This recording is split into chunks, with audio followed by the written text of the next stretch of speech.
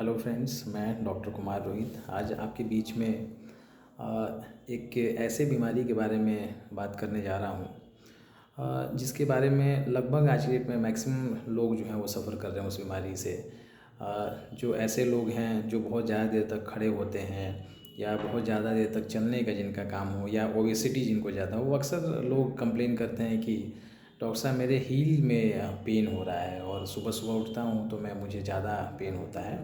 तो ये एक्चुअली में पेन जो हो रहा है, ये पेन एक्चुअली में होता है, इस बीमारी को सब कैल्केनियल पेन भी या प्लांटर फेसाइटिस बोला जाता है। ठीक है, प्लांटर फेसाइटिस या सब कैल्केनियल पेन में एक्चुअली में होता क्या है कि जो हमारा जो हील है उसका जो नीचे वाला जो पार्ट है वहाँ पे पेन होता है। वो कभी कभी पेन जो है पूरे फुट में नीचे साइड में हो जाता है। ठीक है, अब बात करते हैं कि ये बीमारी जो है वो अक्सर कैसे होता है और किन लोगों में ज़्यादा होता है। ठीक है, सबसे पहले चीज़ हम ये बात करते हैं कि जो प्लांटर फेसाइटिस जो बीमारी होता है, ये हमारे जो फुट के नीचे जो प्लांटर फेसिया होता है वहाँ पे अगर इन्फ्लामेशन अगर हो जाए या वहाँ पे स्ट्रेचिंग वगैरह अगर ज़्यादा हो जाए तो वो प्लांटर फेसाइटिस उस बीमारी में होता है। प्लांटर फेसिया जो है उसमें बेसिकली इन्फ्लामेशन हो जाता है। ठीक है, अब ये वैसे लोग जो कि बहुत ज़्यादा देर तक जिनका खड़ा रहने का काम है या बहुत ज़्यादा देर तक चलने का जिनका काम है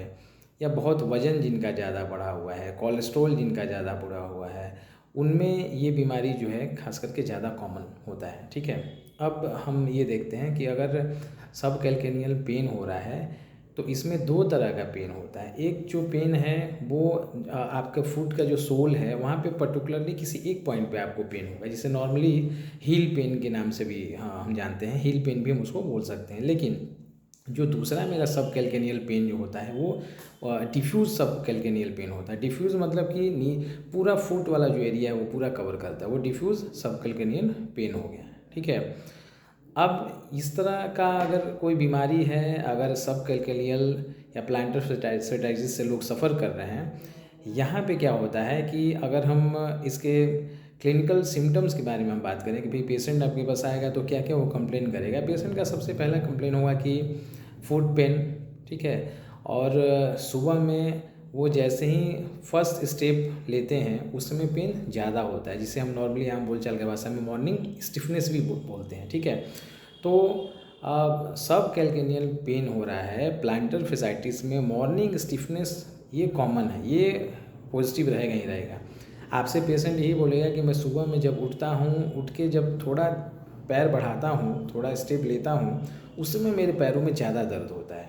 ठीक है, हल्का पैर के नीचे जो उसका जो फुट का जो पैड है वहाँ पे हल्का स्वेलिंग हो सकता है, हल्का रेडनेस हो सकता है, बहुत ज़्यादा अनईजी टाइप का पेशेंट फील करेगा तो फिर वो आपके पास आएगा। ठीक है, अब वहाँ पे क्या होता है, ट्रीटमेंट प्लान के बारे में अगर हम बात करते हैं तो सबसे पहले ट्रीटमेंट प्लान के बारे में बात करते हैं तो ये होता है कि भाई NSAID जो ड्रग है, non steroidal anti inflammatory drugs जो है उसको यूज़ करना है। ठीक है, उसके बाद फूड का जो स्ट्रैपिंग करना होता है, फूड का टेपिंग करना होता है, ऑर्थोसिस आप यूज़ कर सकते हैं। उसमें बेसिकली जो फुट पैड का जो सोल आता है, सिलिकॉन जेली का जो सोल आता है वो सोल यूज़ कर सकते हैं। अगर ओबेसिटी है तो वेट जो है उसको रिड्यूस करने का कोशिश करेंगे।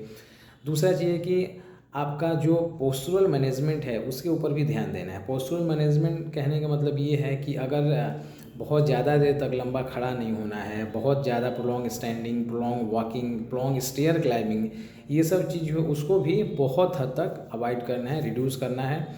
और ये सब करने के बाद भी अगर 3-4 महीना ये ट्रीटमेंट चलेगा, उसके बाद भी अगर पेशेंट को बहुत ज़्यादा रिलीफ नहीं हो रहा है तो वहाँ पे लोकल जो है हाइड्रोकॉर्टिसोन जो है इन्फिल्ट्रेशन करना पड़ता है, वो इंजेक्शन के रूप में वहाँ पे देना होता है। तो 90% पेशेंट जो है यही सारा जो ट्रीटमेंट है, फिज़ियोथेरेपी का ट्रीटमेंट जिसमें कि फुट मसाज जो है वो बहुत ज़्यादा इम्पॉर्टेंट है। वहाँ पे IRR इंफ्रारेड रेडिएशन जो है उससे भी इन्फ्लेमेशन बहुत हद तक कम होता है। फुट का स्ट्रेचिंग एक्सरसाइज जो है वो बहुत ज़्यादा मायने रखता है। ठीक है, ये सब चीज़ करना होता है और ये करने के बाद भी अगर पेशेंट को रिलीफ नहीं होता है तो फिर लास्ट में वो गिने चुने कुछ लोग होते हैं जिनको कि प्लांटर फेसाइटिस के सर्जरी के लिए वो अवॉइड किया जाता है, उसको एडवाइस किया जाता है कि भाई आप सर्जरी जो है उसके लिए आप कराइए। लेकिन अमूमन बहुत सारे पेशेंट 90 से 95% प्लांटर फैसिलिटीज़ के पेशेंट जो है वो कंजर्वेटिव मैनेजमेंट से ही ठीक हो जाते हैं। बहुत बहुत धन्यवाद।